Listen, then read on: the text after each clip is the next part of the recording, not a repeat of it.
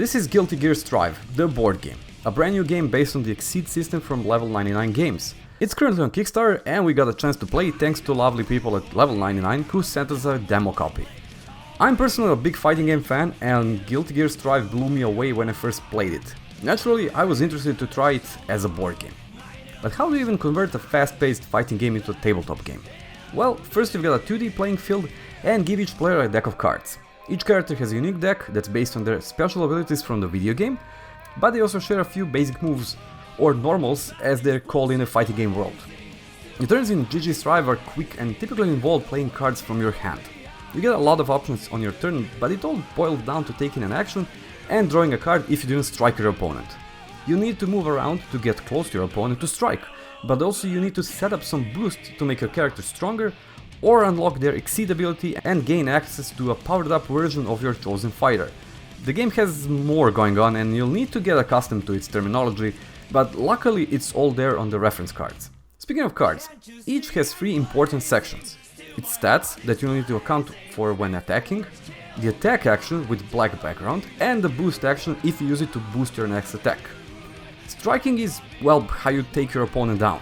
You both start at 30 health, and your strikes need to break their defense to deal any real damage. Striking is simple and revolves in a moment.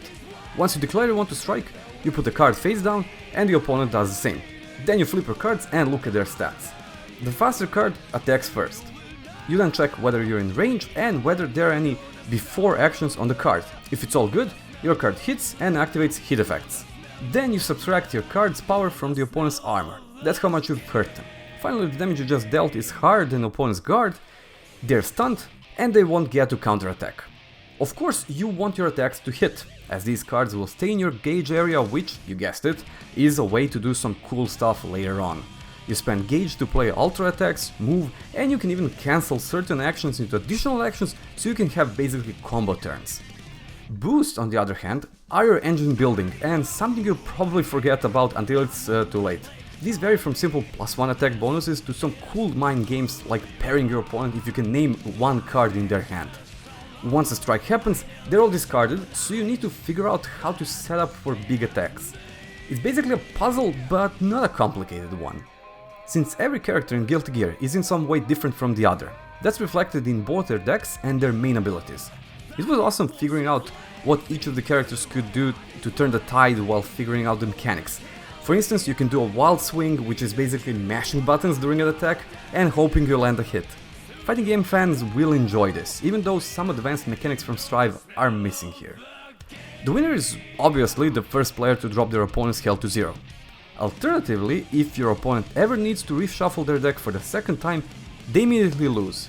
The game is blazing fast, with matches ending in like 15 minutes. Despite short playtime, there's a lot of depth to it, and opportunities to play tricks on your opponent.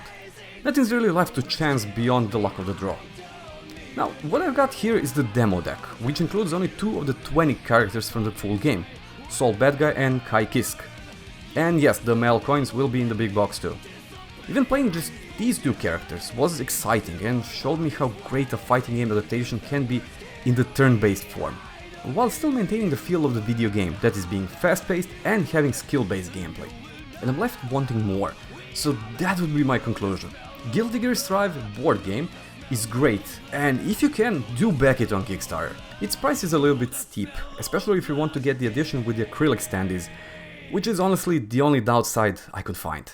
And since based on the Exceed system, you can combine it with other characters like those from BlazBlue, Shovel Knight and even Dead Cells. So, have you played Guilty Gear Strive, both video game and the board game? Let me know in the comments. Thanks for watching, and if you'd like to see more board game content, hit the subscribe button. Bye! That is bullshit blazing, still my heart is blazing. If the